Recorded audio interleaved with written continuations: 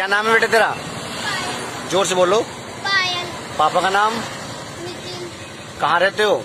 पता नहीं uncle. Mummy का नाम? आरती। कौन सी क्लास में पढ़ते हो? यूकेजी। यूकेजी। स्कूल का नाम? एमवीटी। कहाँ पर है ये स्कूल? हाँ? स्कूल कहाँ पर है? पता नहीं अंकल। सेक्टर 11 में ही?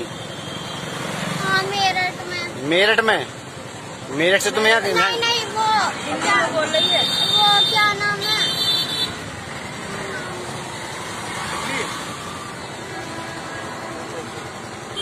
वो नेट बता देगा यार। बताओ बताओ, आराम से बताओ बेटा, आराम से। घबराओ मत बेटी, कोई ऐसी बात नहीं बेटा, अब नहीं है सब घबराओ मत।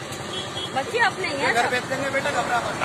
घर जाएंगे तो ये सब अब आराम नहीं से, है। चिंता मत कर, तू चिंता मत कर। बता तू बता, यहाँ कैसे आई तू? गाड़ी में आए थे? कोई लाया तुझे? अभी तो कोई बिठा के लाया तुझे? नहीं उठा के नहीं, मेरे पापा कह रहे थे कि मैं तेरे लिए एक गिफ्ट ला रहा हूँ, तो वो मुझे छोड़ के चले गए दिल्ली। दिल्ली में? तो आप यहाँ पैदल पैदल आए हो क्या? दिल्ली में किस जगह? पता नहीं